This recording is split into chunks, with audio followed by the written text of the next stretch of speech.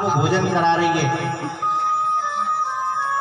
लेकिन भगवान की मुरली कानों में पड़ी, भोजन को छोड़ दिया और भागने लगी। कहाँ? जहाँ गोविंद मुरली बजा रहे हैं। कोई गोपी अपनी पति की सेवा में लग रही है, लेकिन जैसे ही कानों में कन्हैया की मुरली पड़ी, छोड़ दिया पति को और भाग चली। कहाँ? जहाँ मुरली बज रही है। कोई अपने छोरा को दूध पिला रही है। जैसे ही मुरली कानों में पड़ी, कन्हैया की बंसी पड़ी, छोरा को धरती में बैठायो और दौड़ पड़ी। कहाँ? भगवान की मुरली सुनने। भगवान ऐसी मुरली बजाते हैं, परीक्षित इतनी सुंदर वेणु बजाते हैं कि पूरा ब्रज उनकी बंसी पर, उनकी वेणु पर नृत्य करता है। और ब्रज को छोड़ो, ब्रज को छोड़ो, जो संगीत की देवी है ना, संगीत की देवी सरस्वती, जब भगवान मुरली बजाते हैं तो वो संगीत की देवी सरस्वती भी नृत्य करती है, और तो और क्या। लेकिन ब्रज में एक ऐसा है जो भगवान की वेणु को सुनकर केवल रोता है और कुछ नहीं करता। वो कौन है? भक्तों, भगवान से ब्रज का कण कण प्रेम करता है। ब्रज का पत्ता पत्ता भगवान को प्रेम करता है। भगवान को ब्रज की डाल डाल प्रेम करती है।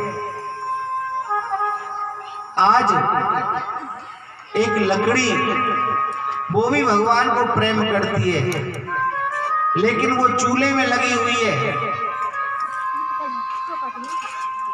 लकड़ी चूल्हे में लगी हुई है और अग्नि में जल रही है,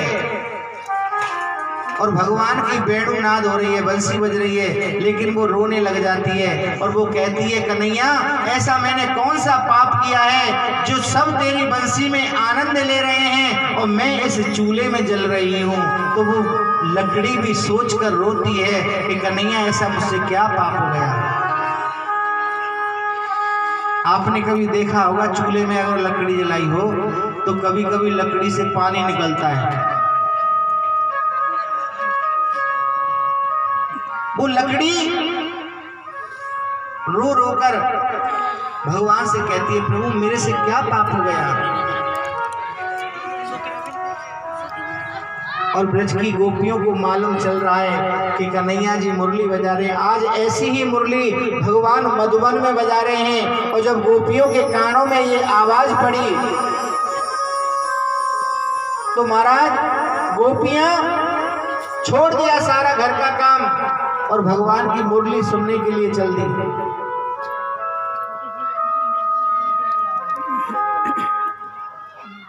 भगवान की गोपी मुरली सुनने के लिए चल दी और आपस में श्रृंगार कर रही हैं।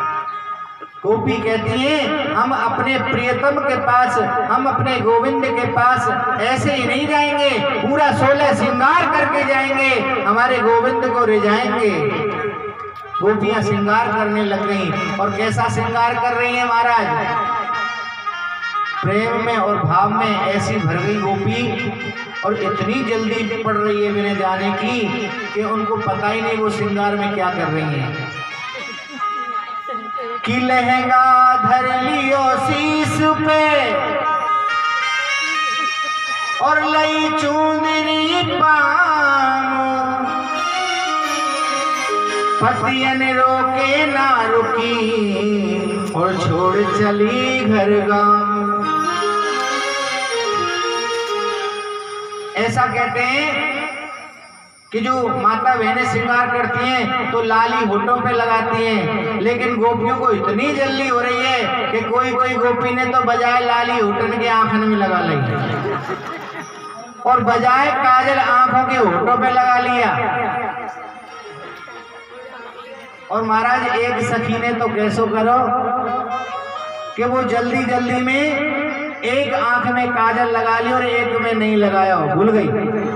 और जैसे ही घर से बाहर आई तो दूसरी सखी ने देखो, दूसरी सखी बोली, अरे बहन जी का है, तेरी एक आंख में काजल है और एक में नहीं है। अरे जा दूसरी में लगा के आ। अब वो भगी भगी फिर गई और फिर दूसरी आंख में काजल लगायो, फिर आई। फिर सखी बोली अरे बहन अब तो और बुरी लग रही है। क्यों? एक में नेक लग रहा, एक में बहुत लग रहा। अब वो गोपी फिर गई भीतर घुस के घर में और माने काजल की डिब्बी ले ली हाथन में करके और पूरे मोड़े पे कारोच लगा के आ गई। गोपी कहने लगी कि क्या करो? मन तू चल। क्यों? अरे कारो है वो सबरो। अरे बहन मेरो कन्हैया मन देखे, मन कारो गोरो ना देखे, तू चल जल्दी। तो भगवान कारा गोरा थोड़ी देखते हैं, भगवान तो मन देखते हैं भगत का। सखीरी मेरे धनक परी कानन में मुरलिया बाज रही मधुबन में मुरलिया बाज रही मधुबन में मुरलिया बाज रही मधुबन में। सखीरी मेरे धनक परी कानन में, सखीरी मेरे धनक परी